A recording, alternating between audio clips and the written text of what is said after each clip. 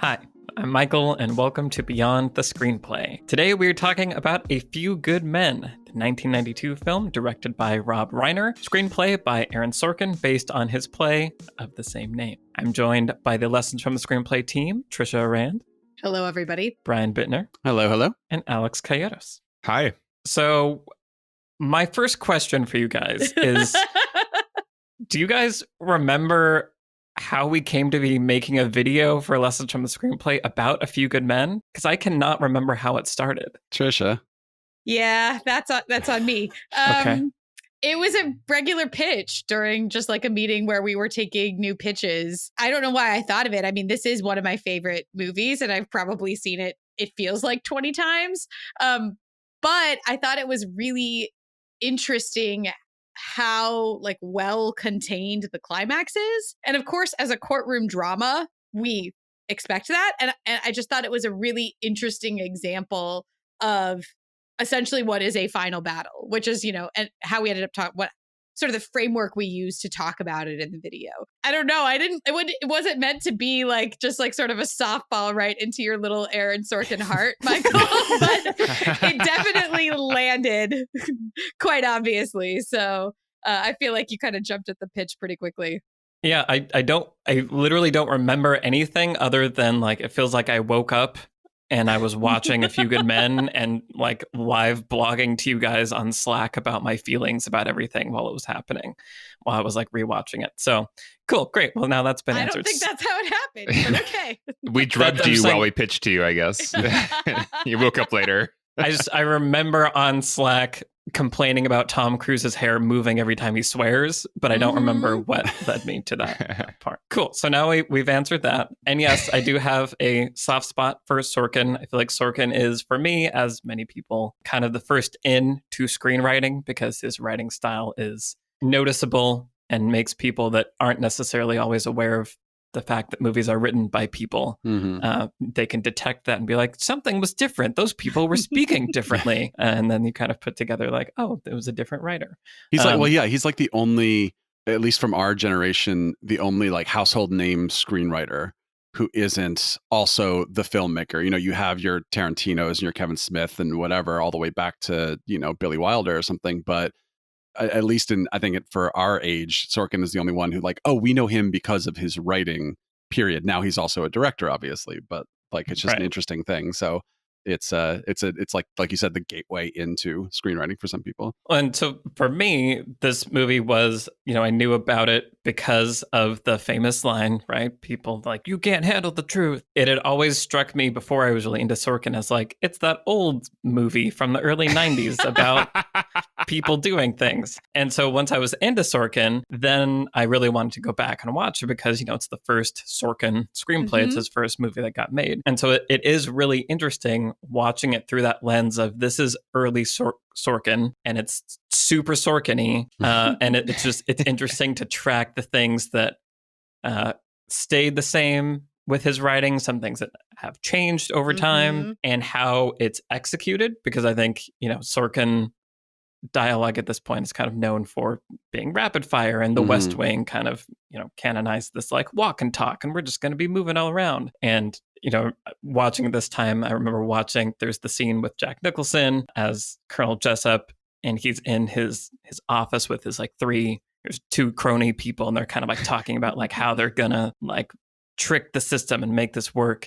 And I was like, this is a Sorkin scene in slow motion. Like Jack Nicholson is doing this so slowly. I feel uncomfortable because I'm not used to seeing it. So it's interesting to see how his style has changed and how the approach to his style has changed. But so I'm curious for you guys, Brian and Alex, when did you first see this film? Did you know Sorkin well? Were you watching it through that lens? Brian, I'm curious. It's a good question. I don't remember. I know I didn't see it like way back when it came out, but it was one of those things that was at, I was 10 when this movie came out. So it was like just old enough that things were in the zeitgeist, like the you can't handle the truth. It was like, I knew that was a thing. I knew it was from this movie. It's even possible. My mom had it on at one point and I saw some of it or something, but it wouldn't be until probably like college that I sat down and watched it, at which point I would have been familiar with some Sorkin, like with Sports Night and a few other things. And then like I loved it and bought the DVD, and then don't think I watched it again until a few months ago when we started. So it was nice I feel like that's a recurring theme for me, is like, I watched this movie 15 years ago and haven't watched it again until we said, let's do a video. And, but genuinely, it is really nice to revisit some of these movies and actually sit with them and think about them and talk about them, rather than just, I watched it once in a week where I watched 20 movies or something, Cool. Yeah. And what about you, Alex? I had not seen it. Ooh. Okay. I only knew the Jack Nicholson line. So I was really glad to have a reason to watch it this summer. And it was fun, actually, because I watched it again this week because it's been so long since we first started talking about the script.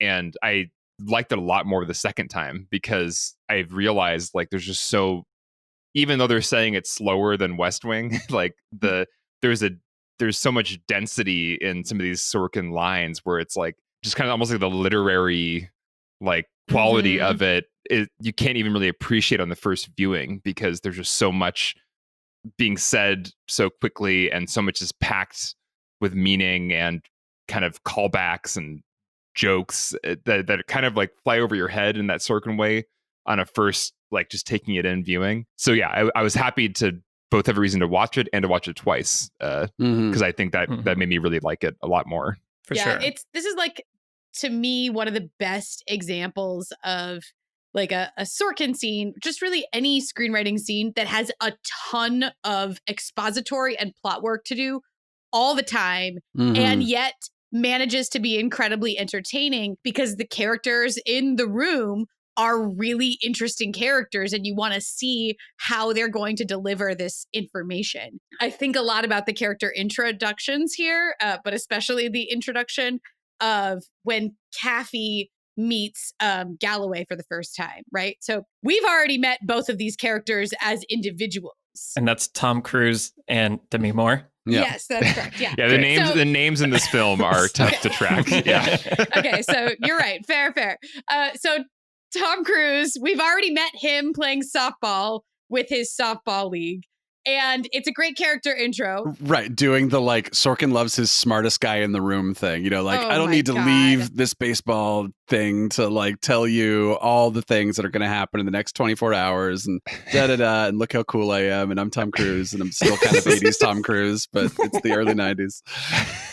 Yeah, maybe I'll take a quick detour here actually to talk about that for a minute because so I read the screenplay actually for the first time this year while we were working on this video. It's a really fascinating read because there's so little direction for the actors as they perform lines. There's almost none. What you get when you look at the screenplay is just pages of dialogue, essentially, with like very few action lines. And the action lines that are indicated are like, he crosses to the other side of the room, which doesn't necessarily give you a lot of like character stuff. But the character introductions are a lot. So it's really interesting technique where Sorkin sets up the characters right when we first meet them and then goes on to tell us nothing sort of about them from there in the screenplay.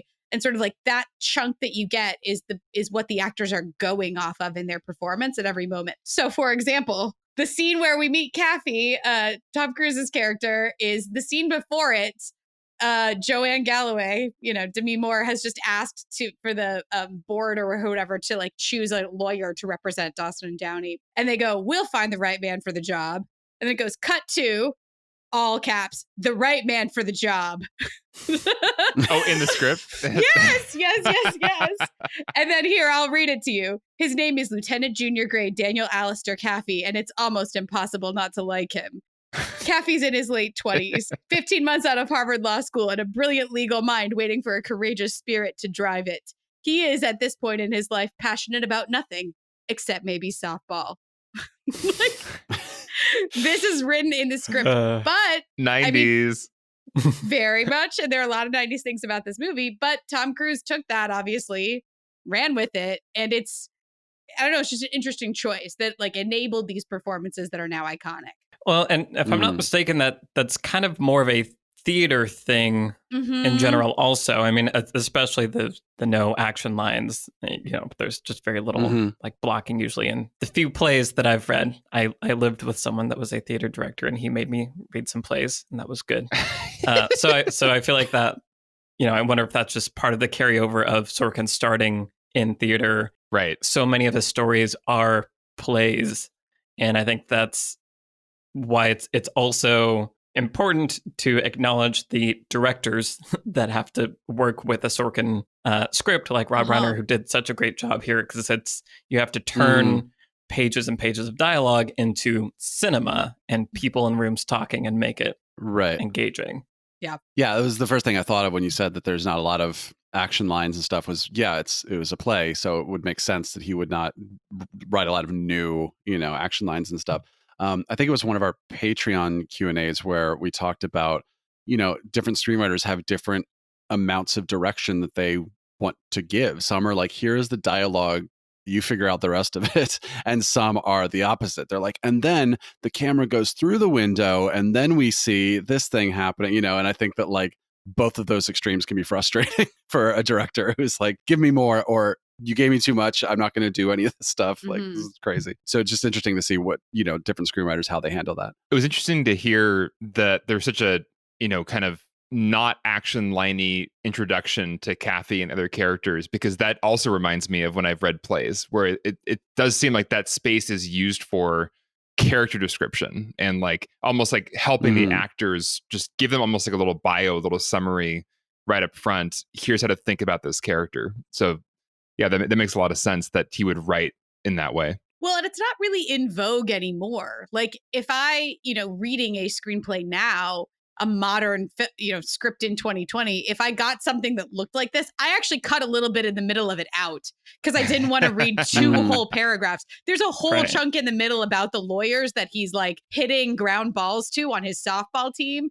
It's like the 27 Yankees, they're not, but they could probably hold their own against a group of Air Force dentists. Like, it is so long. Calm down, Aaron. Oh, Lord. And if I read this in a modern script, I would immediately bump on it and probably make a note in my coverage of something along the lines like, this is full of unfilmables. Like, this is not useful, right? Right. I have also pulled the intro to Jessep, which is like also a paragraph long.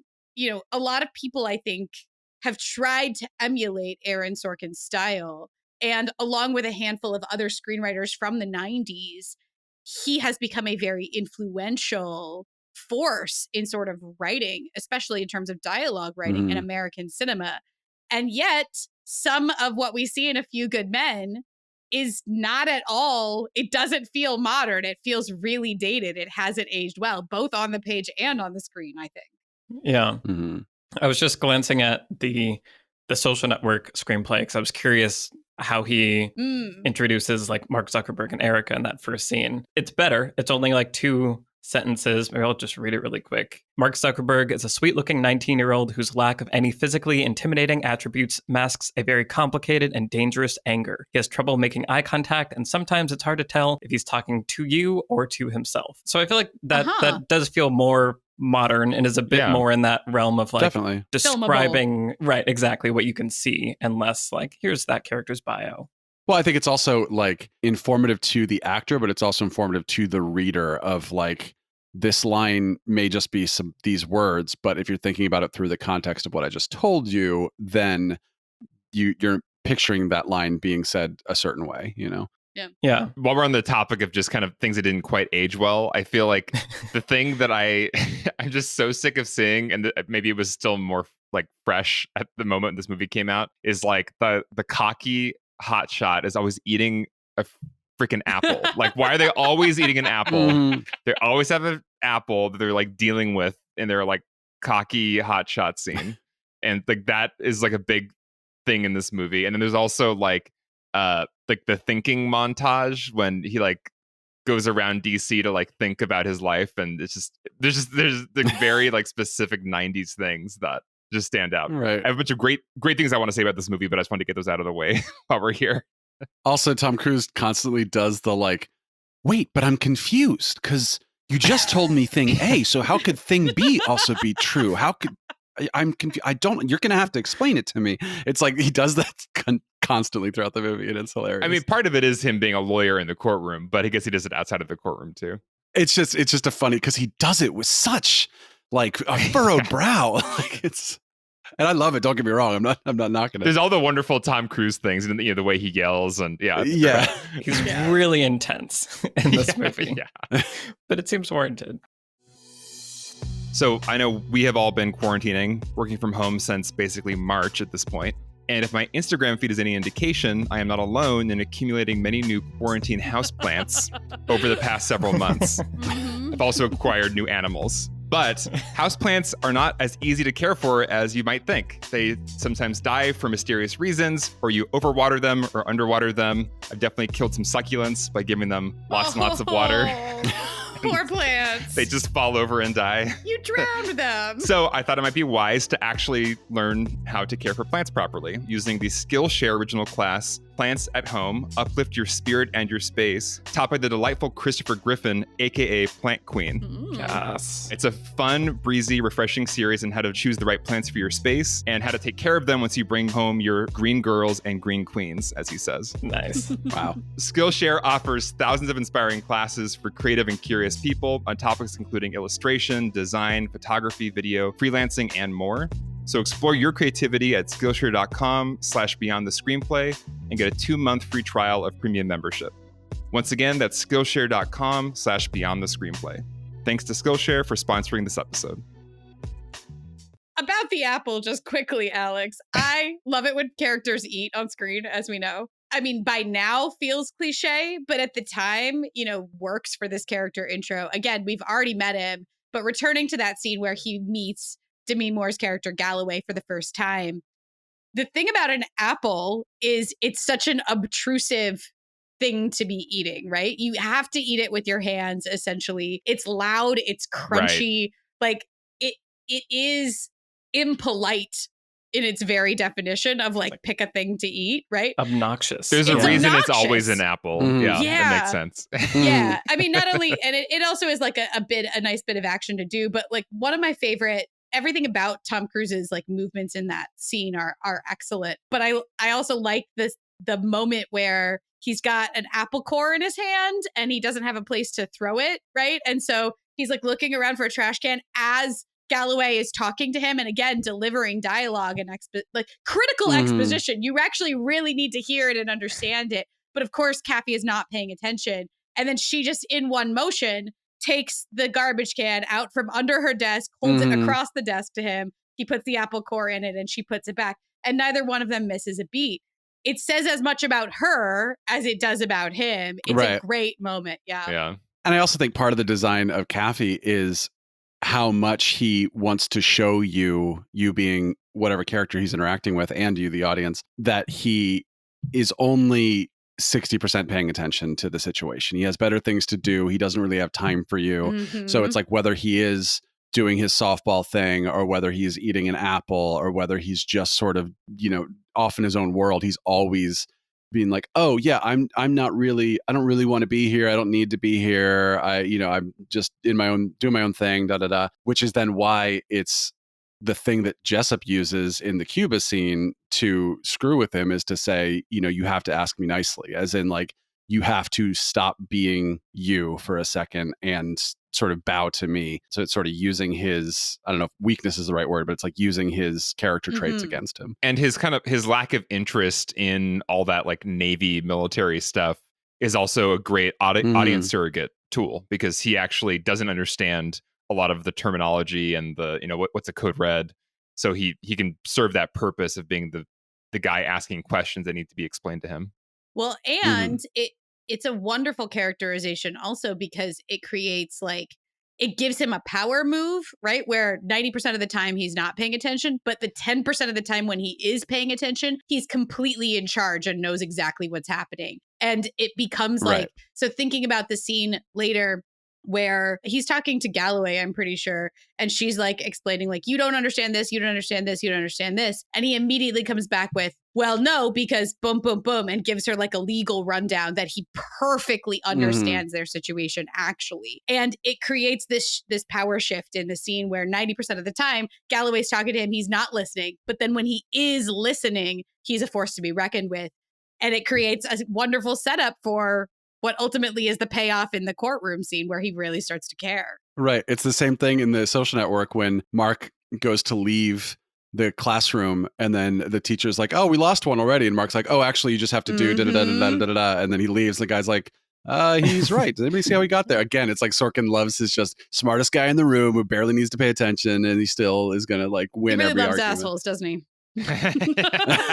They make for good drama. Uh-huh. Well, and it's wielding kind of pacing and energy to like draw your attention also. So like it's as you were saying, Trisha, it makes you focus in then when they do have that switch in behavior, and that's usually captured rhythmically also, where it's like beep beep beep beep beep beep, and then there's that like big turning point that draws you in, and it's like, oh, this is the important part, and now I'm paying attention to it because it's such a big shift in that pacing. I was just looking up because I was really curious, that scene where he has the apple. I got really fixated. Also, I feel like we have to, CinemaSins, that's become one of their like go-to, like the director said, let's have this person be eating an apple. It'll make them look like an asshole. And I feel like it's like in every one of their videos, because there's always some asshole eating an apple. It's always there. Yeah. So the apple is not in the screenplay, which is kind of what I suspected. Yeah. And so I think that's just a quick way to underline the importance of the director and the actors taking what's there in the text and making it into something that's bigger and better. Because like you said, that interaction between them is good character work for him and for Jo, for her character. And like that's not on the page, but in leaving room for that and giving it to good people that you trust, they can make that kind of thing better. So I just wanted to highlight that. It's great because that trash bin moment feels like a Sorkin moment, but it wasn't Sorkin. It was kind of taken out of his dialogue. That's great. Yeah. Someone out there has some religious, thing about this. Like, oh, he's the one eating the apple, then she's the one who throws it out. Like, I guarantee you someone has some wacko read on this. And it makes me wonder, because I would be willing to bet it's the kind of moment that you don't discover on the day. It's the kind of moment you discover in rehearsal. Is the thing. So I don't know how much rehearsal went into this, but that kind of moment that is not in the screenplay, but you have to have enough apples for the like prop department or whatever. Like you have to have that moment for continuity all planned out to shoot it on the day. It's not something you can leave to the actors to come up with. No matter how many takes you do, it has to be essentially scripted or already planned. And so it is clearly something that Rob Reiner and the actors, and potentially Sorkin, if he was involved in this, came up with in rehearsal. So it also speaks to the value of rehearsal. And I would guess there was a decent amount of rehearsal work done on a lot of these kinds of things, because some of the things that I noticed that I think of are actually not scripted, about the performances are actually not scripted. Well, and I feel like what I understand anyway about the kind of cultural context of this movie is that I feel like it was an opportunity for Tom Cruise and Demi Moore to kind of be taken more seriously. And maybe that's, I guess, just my perspective of it. But I think there is this like, this prestige thing that comes with like, this is a play, it did really well. Now we're going to make it into a drama. Right. Yeah. And so I could see and would imagine them wanting to take it seriously. And we know Tom Cruise is pretty into the things when he commits to a project nowadays anyway. He takes it very seriously. He's going to space for us. To entertain us. But yeah, so that kind of brings up what your pitch was for this video, Trisha, of this courtroom drama, this thing that we kind of don't really have a ton of anymore, or at least not in this form. And we as a team talked about this a lot, and that it's cool because it's, as you pointed out in your pitch, there are all these built-in elements that make for great drama, right? Where it's this idea of the battleground, and there's a limitation on the places you can go and the things you can do, and so you're having to fight this conflict in a confined space. And I think it highlights another thing that's unique about Sorkin is that he does love his courtroom dramas, whether it's explicitly like the most recent, the trial of the Chicago 7, or kind of, like The Social Network is basically a secret courtroom drama kind of a thing. It's a deposition Yeah. room drama. It's interesting to go back to the beginning and see just kind of a linear, straightforward Sorkin courtroom drama, and then compare it to things like The Social Network or Trial of the Chicago 7, where he gets a little bit more of that nonlinear film aspect going. And like when those come together just right, I think it makes for a really fun, exciting experience and creates a kind of crazy momentum that you might not think would be in a courtroom drama. Right. Well, yeah, something that Chicago 7 and Social Network both do is we're in the trial for most of the movie, but we're jumping around chronologically. So that we are not just like sitting with people talking. Now here's when this scene happened. And now we're going to show you the scene for 5 or 10 minutes. And we're going to jump back to the questioning and all that. But what I think it's cool about Few Good Men and any good courtroom drama is the whole like second half of the movie or last 2 acts of the movie or something. Like it's a weird sort of maybe like 5-act structure, I'm not sure, but second half-ish of the movie is all in the courtroom. It does feel like a battle. It feels like I'm watching like Two Towers extended cut or something, where it's like by the time we do so much work to get here that by the time we get here, I'm happy to be watching the battle for an hour because I have all of the knowledge I have everything I need going into it. And now I'm excited to actually see things start happening. And of course, things escalate in the way you would want. You have your smaller witnesses, then you have your medium witnesses, then you have Markinson, and then of course, boom, Jessep, last 20 minutes of the movie. So it's not just like, well, now we're in the courtroom for an hour, so get ready for talking. It's like things. The pacing is good, but then also the escalation is really good. And it's interesting, since we're talking about the structure, there actually are some quote unquote flashbacks in this script because in the first half of it, it's not quite chronological because we go back in time to meet Jessep, which is odd. It's really interesting because that happens nowhere else in the film. But at that moment in the film, like we're seeing what happened before the code red. And it's after we've met Joe and Kathy. Right. That's just really. I remember when I was actually scrubbing through the film as an editor for the video, I was like, wait a minute, this happens here? What we went back in time?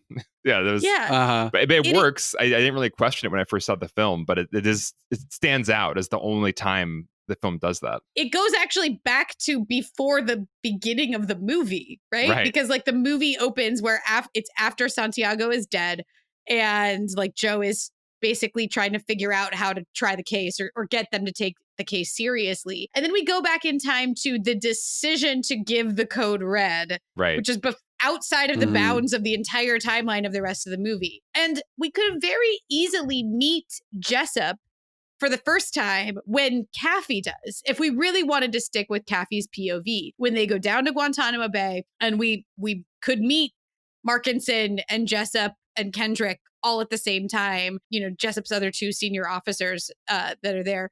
But we don't. We have this sort of scene where we get a behind the scenes look at what actually happened.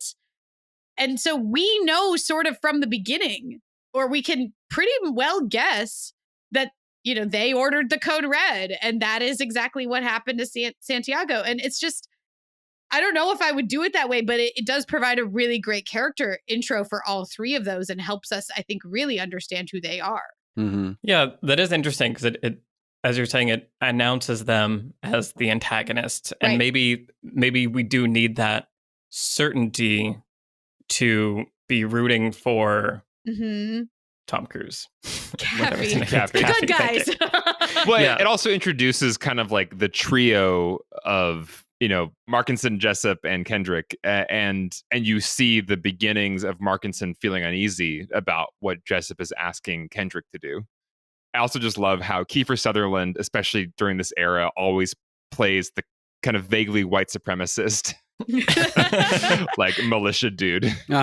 Even as far back as Stand By Me, like when he's like still a teenager. Yeah, his character intro says, if you asked him, he'd tell you that the gates to heaven are guarded by the U.S. Marine Corps. That's pretty good, though. Yeah. Like, that's a pretty good. Agreed. Yeah. And also Jack Nicholson's casting as Jessep is, I mean, it's why that line is the line we all know about, you know? And I remember there's a scene when Kathy is first meeting with him over lunch or whatever, and he says something like, this heat is making me absolutely crazy. Uh-huh. And it feels, it's like so shining. It's so Right. like, I am so terrified of you. Like, you're Yeah. going to kill me, Jack Nicholson. Guys, you know what I like saying? I like saying movie. Movie. Say it with me. Movie. Movie. Movie. And we're in luck because Movie sponsored this episode. So I get to say Movie a bunch now. What is Movie, you ask? Well, shut up for a second, I'll tell you. Movie is a curated streaming service showing films from all around the world. Every day Movie premieres a new film, whether it's a timeless classic, a cult favorite, or an acclaimed masterpiece, a movie you've been dying to see or one you've never heard of before. Werner Herzog premiered his new film on Movie, which meant for a couple months we were blessed with seeing him on our social media feed saying, "You can watch my new film on Movie." Who doesn't love that? With Movie, each and every film is hand-selected. They literally pick it up and shove it into the system. So every day you get something new to watch. It's like your own personal film festival right in your home. Make some popcorn and some weird coffee and then waft those smells all around your home theater and you're all set. But wait, there's more. Bwong. You can try Movie free for 30 days at movie.com/beyond the screenplay. That's MUBI.com/beyond the screenplay for a whole month of great cinema for free. Thank you to Movie for sponsoring this episode. I need a nap. Why would the coffee be weird? Because there's always weird, expensive, strange coffee in like these art house theaters. Fancy coffee. Fancy coffee. I see. Yeah. I get it. Movie coffee. Movie. Movie. If we can talk about the design of Jessep for a minute. Sure. His first, so we're talking about that scene where he's in his own office with his two other officers and they're trying to decide what to do about Santiago. So we hear Santiago's voice reading one of his letters, like begging for a transfer off the base. And then it bleeds into the voice of Jessep reading the last couple of lines of the letter out loud. And then he drops the letter on his desk and says, "Who the fuck is PFC William T. Santiago?" Mm-hmm. And it's such a great signal immediately to the audience that this is the bad guy, right? Like, here's profanity in the first line that we hear from him, but it's so unsympathetic. We've heard and seen visuals of how difficult life is for Santiago and how desperate he is to get off the base. And the conclusion at all of that is, who the fuck is this guy? And we can tell right away that there's not going to be, this is going to go really badly for Santiago. And that creates this. And then, of course, he has that wonderful smackdown of Markinson later in the scene where he like sends Kendrick out and is like, "We're going to train him. I'll talk to you about that later. Markinson, let me talk to you." And then we're old colleagues and whatever. And if you're uncomfortable about that, too bad. Right? Like, Don't ever question me in front of a it's so subordinate good. again. Yeah. Again, he's so scary. Yeah. I didn't know we were cursing, but he says, Oh, sorry. This- It's a few good men. he says, "This fucking heat is making me absolutely crazy." Yeah. Is actually what the line is. You went back. Yeah. I was really upset I had to cut out the fucking. If I could go back and make some uncensored edits to Yeah. things I've said in the past Right. half hour. Because it's also how he is intimidating. Like, Right. that is so much fun. That it is, that moment that you're talking about where he sends out Kiefer Sutherland and just has that moment with him. And he's like polite a little bit about it and just like, "Hey, like, we're buddies, so do not ever be like this ever again." Like, Yeah. like seeing that, there's just like a confidence that comes from like absolute power. And I think playing him that way and casting Jack Nicholson sets that up and sets up something that you brought up when writing the script, Trisha, of like the battle of ideologies, because that scene is also showing like, yeah, Santiago is screwed, and also this is why. These are who these people are. These are what they believe in their relationship to their jobs and the people around them and all this stuff that will ultimately play a big role in everything that comes later. So it is just like a nice, really efficient exposition scene, and it's not really shy about that either. Like, that's one of those things that Sorkin is okay with, is like, this scene is here for information, but there's enough drama and interpersonal conflict and the way it's executed and the rhythm that it makes it entertaining while you're also just getting a huge, big like exposition dump. There's also like, there's those Sorkin touches that kind of give you almost like a humorous beat in the middle of the exposition dump. When Josh Molina is called in for a second, and he's it's just to make a point, basically. Right. Yeah. Right. It's like pure Sorkin, the very West Wing, that moment. Yeah. Where he's like, "Get the president on the phone. We're surrendering our base in Cuba." Right. And the performance is like, okay, like, never mind. Okay. Yeah. See, and like, I feel like that all of that is hard for me watching it, knowing Sorkin and seeing it happening that slowly almost draws more attention to that the performative aspect of it. Like it's it's so over the top that I'm a little bit like, why would he be like, doesn't he have better things to do? I don't know. So I feel like that's why sometimes speeding up Sorkin can kind of breeze past that. Like, does it make sense for these people to be spending this much time doing this thing that is counter to their like main point? But Jessep also, I think it works for me in that scene just because Jessep does seem like the kind of guy who would want to like, fuck with you for a little while and like, for sure. and do a drawn out thing just to make a point to rub it in your face, so. That works for me personally. Yeah. Well, yeah. And I think that the other thing I think is interesting with Jessep in the Cuba scene, when the protagonist and the antagonist actually like meet each other for the first time, is how he responds to how he reacts to Galloway, to Demi Moore.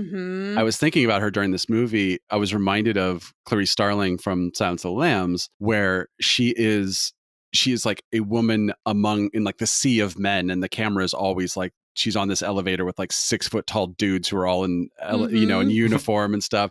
And the scene with the autopsy where everyone's like, oh, maybe she needs to leave the room, which she actually uses to her advantage at one point, which is cool. And of course, Lecter treats her, not in the best way. So it's sort of like her gender is constantly used as this thing that's like an obstacle for her. And what I love here is that Galloway is never treated as anything other than a human being, even when the 3 guys are like, you need to leave the room so we can talk about you behind her back. They're not like, she's a woman, let's not trust her. It's none of that kind of stuff, which I love. But then the one time where her gender is used to demean her is by Jessep, when he's like, hey, it's cool that you're in charge because it's sexy, because there's nothing sexier than yada yada yada. We don't need to get into his line, but but I just think it's really interesting writing to say like, this is like the only female character in the movie, but that's not part of like, that's not like a problem, or it's not an obstacle or anything like that, except for when the dickhead talks to you, then he's going to use it. So he does that to her, and then he does the thing to Kathy where he says, I need you to ask me nicely. So it's like, it's how Jessep is targeting the thing that either he perceives to be their weakness, or that that is shown to be their weakness. And again, not weakness, but like the thing that he's like, what can I do to demean you? Yeah. Asserting dominance. He's trying to mess with them. Right. Exactly. Yeah. I also wrote down, he says, I'll have to take cold showers until they elect some gal president. Or I'm just like, fuck you. Still waiting on that. Yeah. Wow. I totally agree with you. And however, there is actually another moment where somebody makes a comment and it's Kathy, and it's early on. He has a few that are like offhanded. Yeah. Some casual misogyny from there. Right. But when she goes off on a tirade of like, if you handle this in the same slick ass fast food manner that you handle everything else, something's got to get missed. She has this whole long monologue, and he stares at her and goes, wow, I'm sexually aroused, Commander. And she doesn't blink in response to him at all. The line is in there for the same purpose that you're talking about, Brian. We're not supposed to like Kathy in that moment. Right. We're supposed to be on her side. And I think that this script does a really good job of drawing the character of Galloway in such a way that when people are trying to mess with her, like Kathy is trying to do, like Jessep is trying to do, she does not blink. She is not able to be intimidated. She is dogged in her purpose, which of course the script ultimately like it pushes to a flaw almost in her case. But I love the response. There is a moment in the scene you're talking about with Jessep where he says that whole thing, and it's like, I'll just have to keep taking cold showers till they elect some gal president. There's an action line here from Sorkin in the script, and it's this. Joe's not upset. Joe's not mad, but she's going to ask her question till she gets an answer. Nice. And it's one of these moments where what he said is so inflammatory that you have to almost have a line of action for the response there from Galloway. Otherwise, the response might, like any natural response, how would you be feeling at this moment? An actor would be tempted to go, oh, that would rattle me, but not in this case. That's what makes Galloway good at what she does. Right. And I think her performance shows that too, because she does such a good job of being stone-faced but still being a human being. You know, it's like you could Yeah. play this role very one-dimensionally, and that's not how she plays it at all. But she knows the moments where she has to not give in at all, and she nails that. Mhm. If I have any kind of like critique of her character, it's not anything to do with gender. It's more of a Sorkin thing of just, you know, these kind of beings in his scripts, like, you know, some of his West Wing characters that are just almost too pure, you know, like Mhm. they're just like Right. raw. They're like raw idealism wrapped into a ball. Like, Uh-huh. Right. you know, it's like why do you like them? Because they stand on a wall. You know, like this is like Nothing's gonna hurt you tonight. Yeah, Not this is on my gonna- watch. exactly. It's you know, it's those moments I'm like, it's like, is this a real person? Right. like they're just so like 100% this thing, and like, So earnest. yeah. So like, yes, but I think there's also something interesting that it's like, I agree those moments stand out to me. But I think there's also, you know, Sorkin, I don't think is ever trying to present a portrait of reality in his Right. Sure. work. Right. And so I think that's, you know, sometimes it can still be too much and go over the top. But I feel like that's why it can work for me, is when the movie or the television show or whatever it is isn't trying to portray a hyper real vision of our world. And I think we talked about this a little bit on The Social Network, but I feel like that's why The West Wing works for me. The first 4 seasons, and especially the first couple seasons, is that it's like this magical land of like, what if politics that was idealistic even for 1999. It seems so magical now. Yeah. And so it's hyper real. Like it's this other world in which people are different and characters don't have to be realistic. They can have Mhm. these kind of, you know, they're there for a purpose. They're there to tell a story. And I think for me anyway, when Sorkin work is transferred to a style that is trying to be more hyper real, like that's why the Newsroom series stands out to me as, you know, it's Sorkin. It has that same kind of grandeur, and there's this purity in these people, but it's shot kind of documentary style, and it's supposed to look and feel really like an actual modern newsroom. And kind of, you know, the Studio 60 on the Sunset Strip, I think, was kind of trying to apply this idealistic vision of what writing a late night comedy show could be, but also trying to get it like to be a little bit believable, and just those things kind of butt heads for me in his work. Mm. And so I think he's more at home in some ways when he can go that crazy and like go that big and be that pure with his ideas. Mhm. But I also feel like he's toned that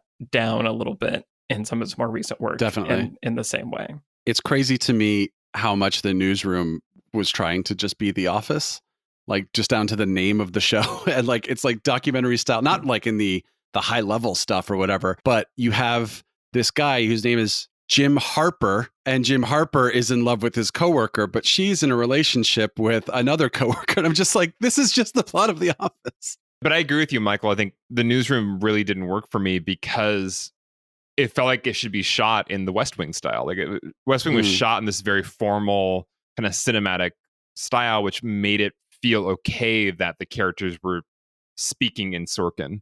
And I think when you shoot something like a raw documentary or like mockumentary, it feels odd for them to be giving like Sorkin-esque speeches out of the blue. Mhm. Well, and I think that Sorkin dialogue plays as a little more believable when it's in settings like a legal situation or Right. during the West Wing, where it's like, this is rarefied air that we are in, right? Right. These are the smartest people in the world. They're military lawyers, or they're the people running the country. You want to believe they're the smartest people in the world, right? Right.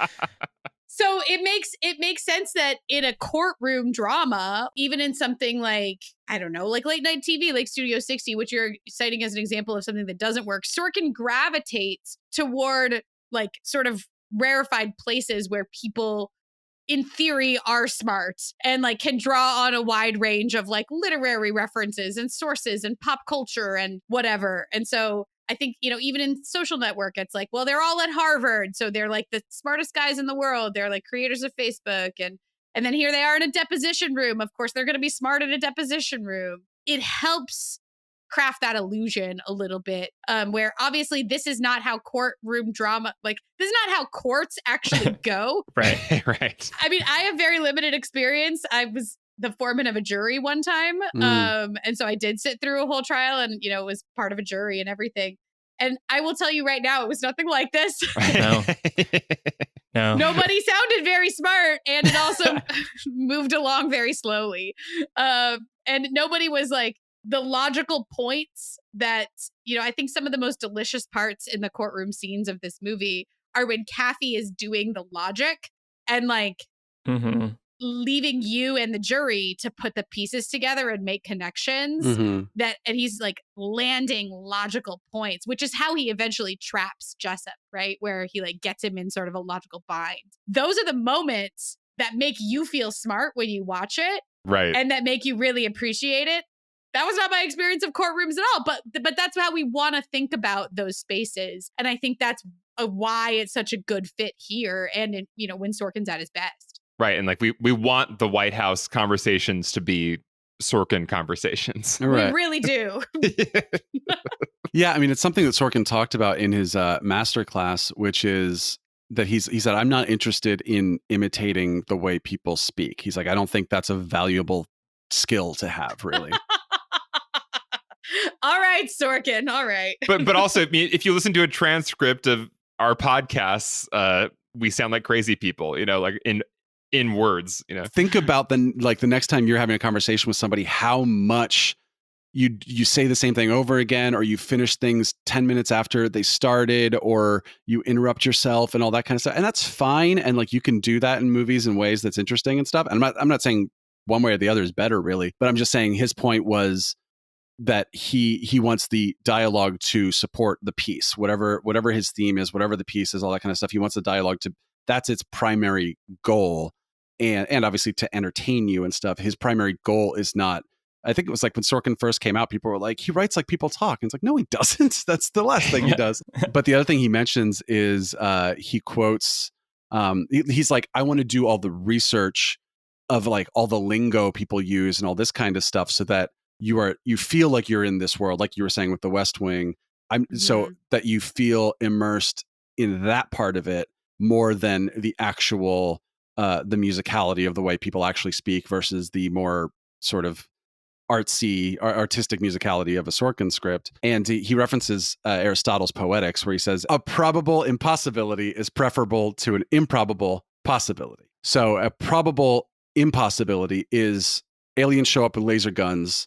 So when one of them shoots somebody and they disintegrate, you're like, yeah, that makes sense because he's got a laser gun and I've seen alien things before. So like, it's impossible, but it's probable within this world. Sure. Whereas a improbable possibility is when someone turns on the news and the exact thing that they want to see is like the TV is set to that channel and the news anchor's just starting to say this thing. And it's like, yeah, the news is real and like all that stuff is real, but it's very improbable that they would turn it on and say that thing. Point of all that is I think that like that's his sort of goal with his dialogue, is that it's not about trying to make it real. It's about making it whatever he wants to make it. But then within that world, it all sort of fits together and pieces together. It's like, I don't care if the law is sound in this movie, if the law is actually, if it, like lawyer breaks down A Few Good Men, or like doctor breaks down whatever. I'm like, I don't really care what the real world version of this is. What I care is what rules did you set up in the movie? What is this world you've set up? And then is everything snapping together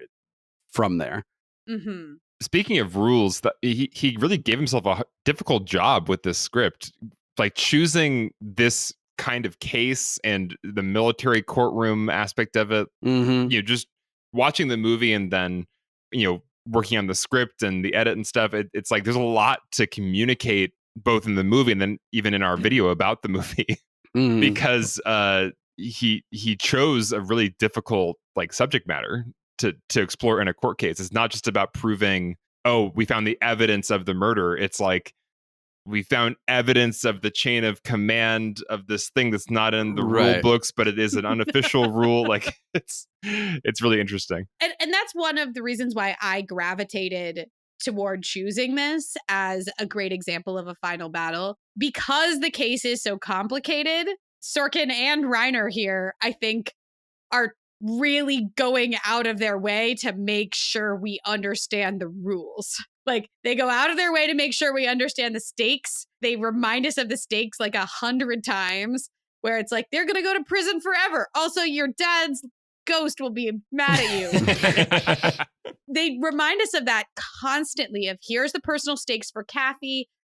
Here is what's at stake for the clients. Like, here's the stakes over and over again. Same thing with the rules. Once we get the rules of the courtroom, which are set up even before he gets in there, it's like, hey, but you know, if you take this to court, you can't ask Kendrick or Jessep if they gave an order about it. They set up that rule even before it goes into the courtroom, and the rules of the courtroom do not ever change. So the stakes don't change. The courtroom rules do not change, and they are set up over and over and over again. Because the case is so complicated, you have to be so grounded in all of that. And that's what allows the pressure to build in that third act, especially in that final showdown between now I'm doing it, Kathy and Jessep. When you're no longer changing the rules and the stakes are already well established, that leaves you free to just build the pressure. And you're no longer having to do any expository work in the third act, which is really smart screenwriting. I pulled a quote from Roger Ebert, because when this movie came out, he actually didn't like it very much because he thought it was overly explainy and handholdy to the audience. He said, in many ways, this is a good film with the potential to be even better than that. The flaws are mostly at the screenplay level. The film doesn't make us work. It doesn't allow us to figure out things for ourselves. It is afraid we'll miss things if they are not spelled out. Interesting. To which I say, how would anybody follow it otherwise? Yeah, right. We would miss right. things. I don't know. Yeah. That almost feels like watching it, expecting it to be a different movie, because Sure. it doesn't feel like the kind of courtroom drama where you're trying to solve the mystery. A mystery, right. Like Right. it feels like, as we talked about before, like you kind of know the bad guys did it, and so it's about how can you trap the bad guys. Yeah, so I do think you need all that exposition, as you were saying, Trisha, to set it up so we understand what's happening when that trap battle happens. Trap battle. Trap battle. You know, That's the trap definitely- battle between Tom Cruise and Jack Nicholson. Yeah. That's definitely a music genre. Remix. Yeah. Yeah. Well, and now that I think about it, it is really brilliant to find a courtroom in which like the main question that needs to be answered cannot be asked. Like that. Right. I wonder like where he started in the inception of this idea. Like, did he begin with like wanting to find a way to have a case in which like that was the problem? It's an interesting. You can't ask the witness the question. Right. Like, Yeah. because that provides a great It's a great device. climax. Yeah. Yeah.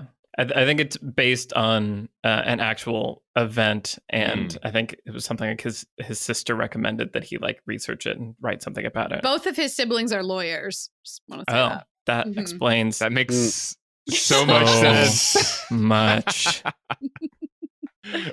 Like so much. Like he Yeah. could have been a lawyer or something else, and like he became like the most lawyery screenwriter. Yeah. Correct. That's great. Real quick before we wrap up, I just wanted to say, since we talked so much about screenwriting with this movie, obviously, just Rob Reiner's directing. I really love. He does a great job of capturing a feel and a mood in his movies. You get a sense of like the weather, the city, the time of day. Everything just feels tangible. You know. Just watched, as I mentioned recently, I watched It Follows, and the forget about like the plot of it or that it's a horror movie or anything like that. It's just like they're in suburbia that reminded me of my neighborhood growing up, and whatever cameras they used and time of day and disaster piece electronic score. I was just like, I want to live in the world of this movie, you know? And I think that that's what A Few Good Men does. And Rob Reiner does that with When Harry Met Sally, Stand By Me, even something like Princess Bride, which is a fantasy, but it's a fantasy that feels, again, like tangible. It doesn't feel like it's very, you know, what's the word? Sort of cookie cuttery, like over effecty, over digitally, you know, that kind of thing. But yeah, there's something to it that just feels, there's like a warmth to it that I really like. It reminds me that scene where Kathy is walking with Weinberg, and Lieutenant Weinberg has his like daughter, his baby daughter in the stroller, and they're walking down the street and it's fall, and like all the trees have this like beautiful fall color to them, and the ground is covered in fallen leaves, and they're in presumably Weinberg's neighborhood, right? And that scene in the script is originally supposed to be inside Weinberg's house, and they're supposed to be just like sitting in the nursery, not moving. And so it's obviously pure Rob Reiner. Like, let's pull that scene out of there, create some atmosphere with this, and like give them a place to go, which, it's not like a walk and talk in the way that we think about in a Sorkin-y way, but it does exactly what you're talking about, which is flesh out that world. And I think a lot too about the opening sequence here, which is also just pure Rob Reiner, with the credits, with the Marine Corps. It's actually not even over the credits. It's right after the ending credits, but it's the Marine Corps like gun. I'm sorry, I don't know what they're called. They're like the drill, whoever they are, with the rifles, right? Where they're doing flippy rifles. It's like a parade drill, I guess. It's really intense. Yeah, it is. It's really cool. It's really cool, but it helps to create this sense of the world where this is a military world of immaculate neatness and precision. Yes. And that primes us for everything that is about to follow, which is the rigidness of this world and how the limited areas in which the characters can maneuver and behave and everything. And so a lot of those touches that aren't in the script, you can tell are straight from Rob Reiner and the direction here. So I think a lot of the times we think about quote unquote direction as just like, where is the camera set up and how is it moving? And direction encompasses all of this other stuff where we talked about the performances, but also just these other choices of, does this scene need to be in this room? Can we use it to create a texture for the movie or a feel for the movie? It's lovely. And I think those things hold up really well. Whereas a lot of the other things I think sometimes do not. Also the courtroom, the way the courtroom is shot and just the kind of color palette of the courtroom and the warmth of the lighting, I think Reiner kind of like imbues the courtroom with like kind of a sense of goodness. Like it's not a cold, like punishing place, but rather like it's the Sorkin ideal of justice. It's actually like the best version of itself, like a sacred space. Exactly. Yeah. It's very lovingly shot. I feel like everything you're highlighting, Trisha, is why every time I watch this movie, by the end, I'm just like, that was just a good movie. Yeah. Like, it's just a good movie. And I feel like we don't have a ton of those. Like, there's, I mean, like, obviously, right? But the attention to just telling the story as best as possible. And I think maybe it is kind of this, I feel like modern movies have to be kind of clever and have to be kind of doing a twist on a thing, or we're going to find some reason to justify this movie's existence. Like, why are you making this movie? You got to do something like a little weird or special to justify why you should be a director or a filmmaker. Yeah, and just like you were saying with this choice to begin it with, this establishing of the military world, like it's not flashy. It's not, you wouldn't put that in like a trailer to like get people into this. I don't know. It's there to tell the story. It's there to frame the things that we're going to care about in the story. And it's just a smart storytelling decision. And this movie's filled with those. And it's refreshing in a lot of ways, I think. Yeah. Yeah.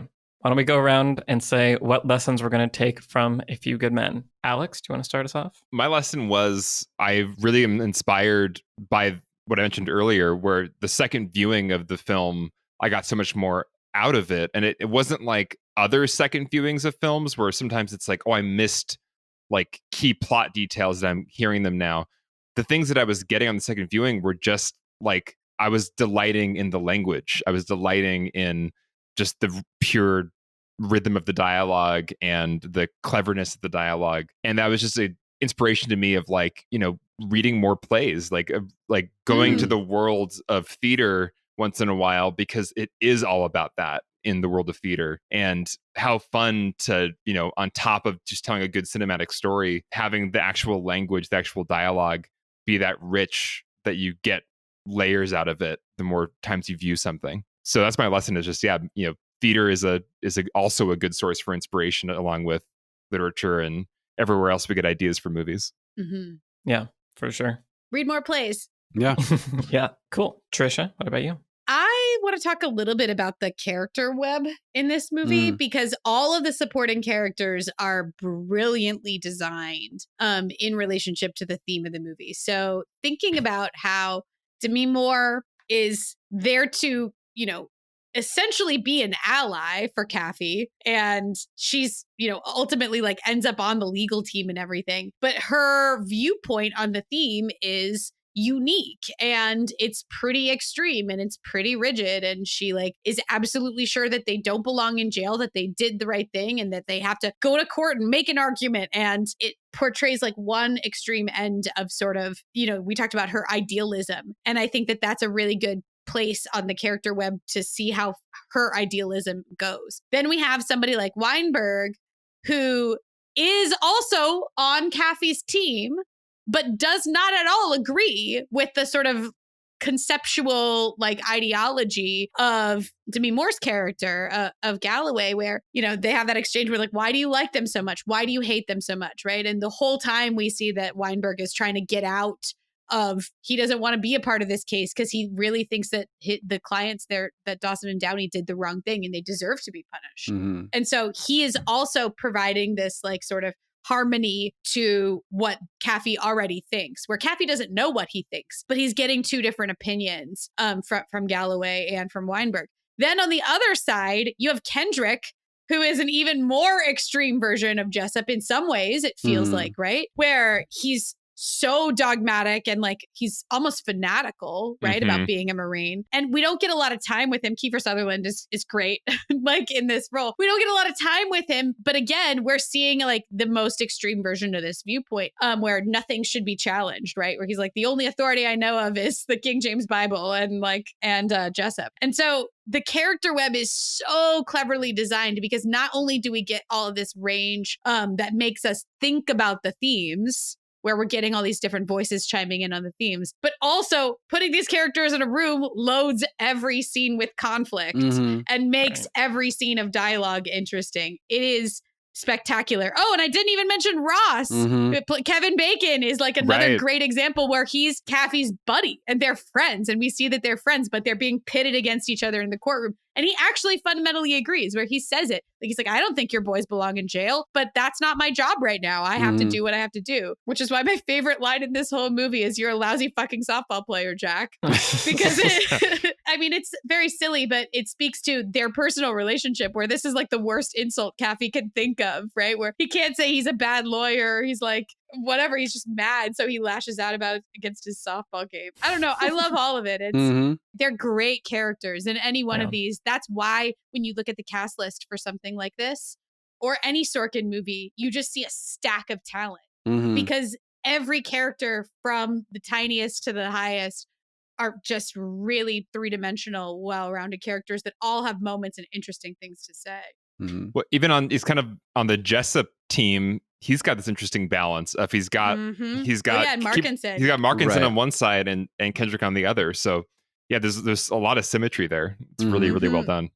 Yeah, for sure. And it, as we've talked about many times before, it makes it so that you understand why Kathy has changed, right? You're surrounding him with all these viewpoints and he gets those moments, like you're saying, Trisha, like all of them have moments to affect his belief system, so that by the end, not only have we gotten all the like exposition done, but like we understand how much he's changed and that he like is ready to fight for this thing. And so it just makes it so intense and really good. Yeah. Brian, how about you? Trisha, I was hoping you weren't going to mention Ross because that's what I was going to talk about. Oh, sorry. I was going to swoop in and pluck that out. No, but it is about them being kind of buddies with this like healthy working rivalry.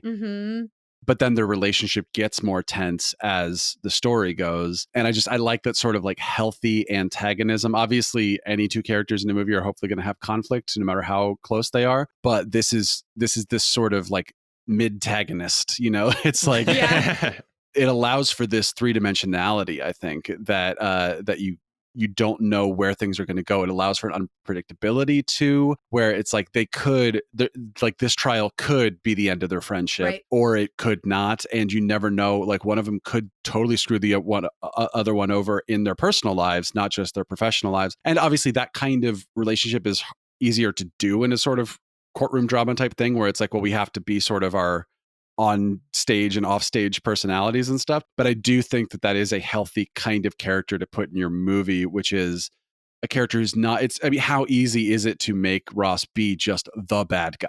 Right. You know, Right. like the other bad guy other than Jessep, the sort of like what Kendrick is, but as the, you know, the prosecutor. And instead you get just a much more, you get a much more pleasant relationship, pleasant in terms of just to watch it, you know. But you also get just a more three-dimensional realistic feeling scenario out of that. And I love the last moment we get with Ross too, where he's like, I gotta go arrest Kendrick. Yeah. and he's like, oh, Yeah. tell him hi from me. Like, it's great. It shows how ultimately that Kevin Bacon character isn't like super emotionally attached to the outcome he's seeking. He's just doing his job. He's being a good lawyer. Yeah. Well, and like you're saying, Brian, by making him not just be, you know, a one-dimensional villain, it lends weight to the warnings that Ross gives to Kathy. Yeah, exactly. Where it's like, he's looking out for you. Like, this is actually good advice that maybe you should be following. And so we understand that as the audience when he chooses not to follow that advice, that it's extra dangerous. Yeah. Michael? I'm interested, if I get some free time, to sit down with the script of this film, and if I can get my hands on the script of The Trial of the Chicago 7, just sit down and scene by scene go through and compare them in an effort to kind of look at how Sorkin's use of all these storytelling techniques has changed, not so much to see like is one better than the other, but just to have the spectrum of these things. You know, in this courtroom drama format, as we've talked about, there's this pressure, there's a boundary that you can't go outside of, so it's ripe for conflict. But there's also, you know, subtext, like characters have given this oath where they have to say the truth, and but we know that doesn't always happen. And you know, in this film we just kind of see them on the stand, but in The Social Network and other Sorkin courtroom drama things, sometimes we do get to see what actually happened. And so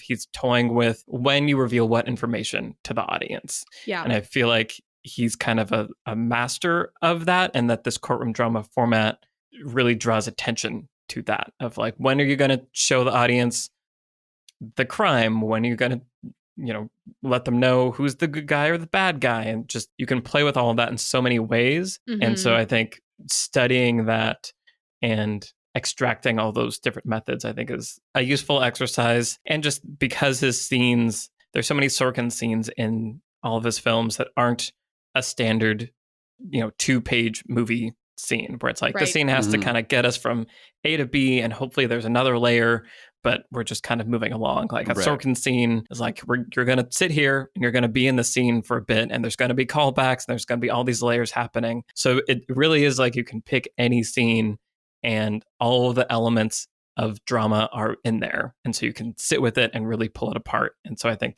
it can be daunting, maybe if you're not super into Sorkin or not familiar, but I think there's just a lot of, because his style is his style, if you tune into that wavelength, there's just a ton you can learn that's applicable to everything in any kind of writing.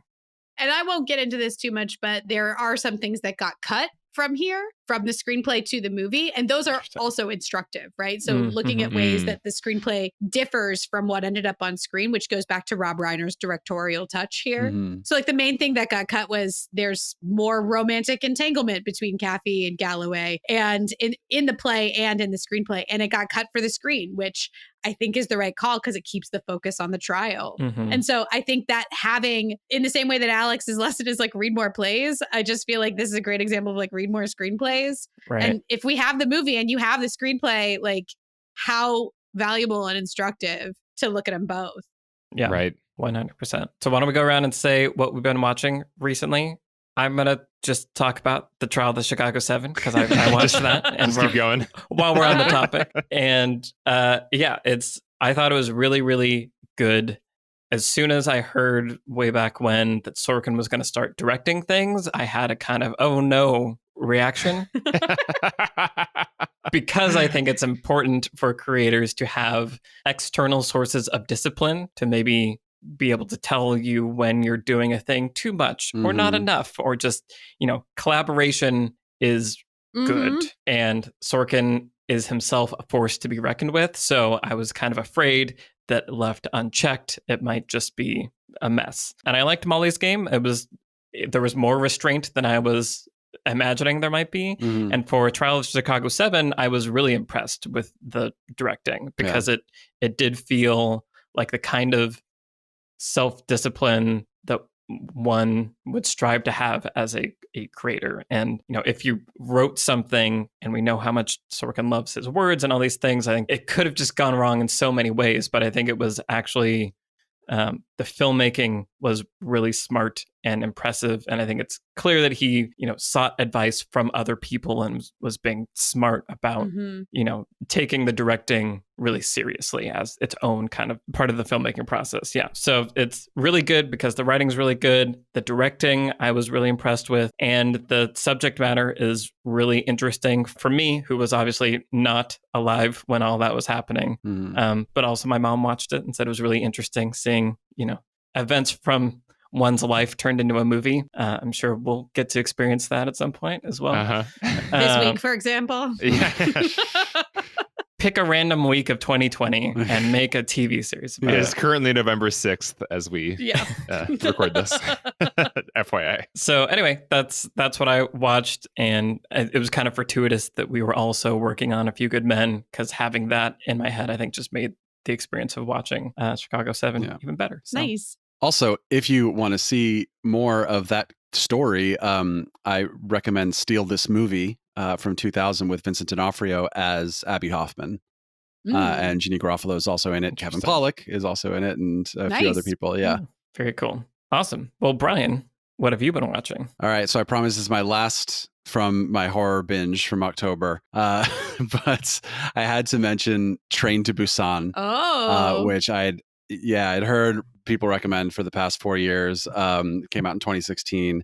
It's a Korean zombie film where a zombie apocalypse breaks out just as the main characters are getting on to a train. And that's where most of the action takes place. And, and of course, so you have the cars and the separation of the cars and all this kind of thing. And then eventually, there's a train station involved, and I won't say too much. But just as an action horror movie, it's a lot of fun. Just like the pacing is really excellent. You're always on the edge of your seat. It does a lot of really smart twists and turns and that kind of thing. But like a lot of the best movies coming out of Korea recently, it has a lot to say about the class system and family and, themes that make it more than just a zombie movie. It's sort of like what I wanted Snowpiercer to be in terms of Korean movies set on trains that want to talk about class system. It was like Snowpiercer was like trying so hard to sort of push everything that he wanted to say and all that kind of stuff. And Train to Busan was like, no, this is a zombie movie, but we're also going to use the premise to talk about some things that we want to talk about here. And I really respect that, and it's just a really fun watch. Nice. Awesome. That sounds cool. Trisha, what about you? So I have another 2020 movie for you all. I saw the movie Tesla. Which is the Ethan Hawke version of a Tesla biopic, directed by Michael Almereyda, and also starring Kyle MacLachlan as Edison. It is really interesting. So this movie came out at Sundance, premiered at Sundance this year. And I was there, and I really tried hard to get in to see it and was not able to. But I did go to a panel at Sundance that was a historical science in film panel, which I feel like is something they made just for me. It was like all of my dreams coming true.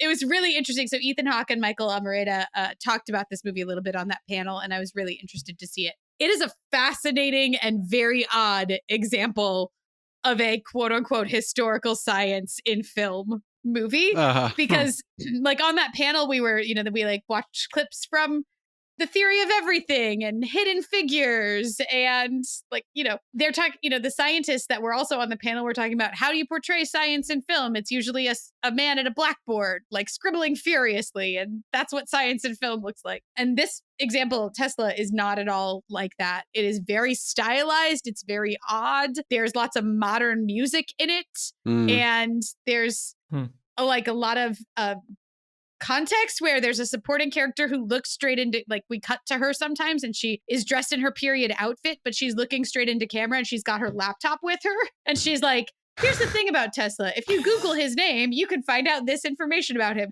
It's very unusual. It's hyper stylized, and there's lots of other like projections instead of like built sets and things. It's where it's like theatrical in an odd way.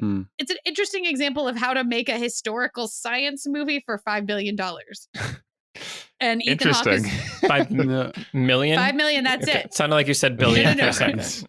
No, it's a low budget period movie, and I think we expect these like historical science movies to be this prestige thing instead of being portraits of complicated people, which is very much more what this is. So I feel like it had got really mixed reviews, but you rent it. I think it is on Apple. I think you can get it on Amazon as well. But it's just a really interesting example of this very unusual material. I don't know.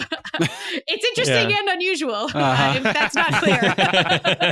Not a glowing recommendation, but interesting. Worth watching for sure. Yeah. Yeah. That sounds cool. I like anything that starts to mess with the medium. Oh, it messes with it a lot. All that stuff. That's cool. All right. And Alex, what have you been watching recently? So last night, to get my mind off of election results, I watched Possessor, which is also from Sundance. Yeah, Brandon Cronenberg sci-fi horror film. The Cronenberg is because he's related to David Cronenberg, that's his father, and he has inherited his father's genetic predisposition for body horror. But it was a really interesting, cool art film. Possessor, it's like it is extremely violent and there's a lot of on-screen gore, but it's all shot in this really almost like modern art way.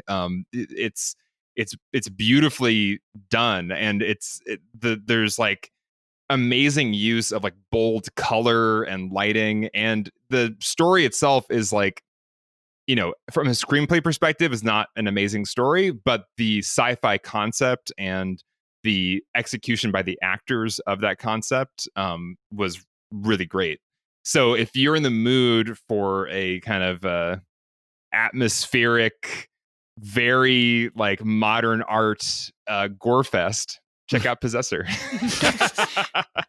But the actors include Christopher Abbott, Andrea Riseborough, is that how you say her name? Riseborough, yeah. Riseborough, Jennifer Jason Leigh, and Sean Bean. So nice. It's a really good cast. You just got to be down for some really intense. But there's a great Sean Bean death. I was gonna say it's the most gory. Spoiler alert. Possessor. Perfection. Yeah. That's just how he takes roles now. Like, how is this going to look in a supercut? Is this a good death? Yeah. Right. It's great. That makes me want to watch Lord of the Rings. That was the first Sean Bean death that I saw. Ooh, we're so very close. So close. We're so very close. Yep. Just a few more patrons. Awesome. Well, this has been our conversation about A Few Good Men. Beyond the Screenplay is produced by Vince Major. Our editor is Eric Schneider. I've been joined today by the Lessons from Screenplay team, Trisha Arand, Brian Bittner, and Alex Calleros. I am Michael Tucker. You can find all of our Twitter handles in the show notes. Feel free to reach out and say hi. And thank you, of course, and as always, to the patrons who support the show and make it possible. Thank you for listening, and we'll see you in the next episode. Bye, everybody. Bye-bye. Bye. Colonel, I have just one more question before I call Airman O'Malley and Airman Perez. If you gave an order that Santiago wasn't to be touched, and your orders are always followed, then why would he be in danger? Why would it be necessary to transfer him off the base? Private Santiago was a substandard Marine. He was being transferred off the base because... But that's not what you said. You said that he was being transferred because he was in grave danger. Yes, that's correct. But you said he was in danger. I said grave danger. You said... Yes, I recall what I said. I can have your court reporter read back your... I know what I said. I don't need it read back to me like I'm a damn... Then why the two orders, Colonel? Why did you give... Sometimes men take matters into their own hands. No, sir. You made it clear just a moment ago that your men never take matters into their own hands. Your men follow orders or people die. So Santiago shouldn't have been in any danger at all. Should he have, Colonel? You little bastard. Your Honor, I have to ask for a recess. I'd like an answer to the question, Judge. The court will wait for an answer. If Kendrick told his men that Santiago wasn't to be judged, then why did he have to be transferred? Colonel?